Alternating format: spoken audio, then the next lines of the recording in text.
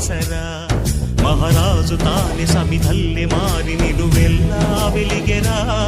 భోగాన్ని విడిచి త్యాగాన్ని వలచి తాపసిగా నిలిచెరా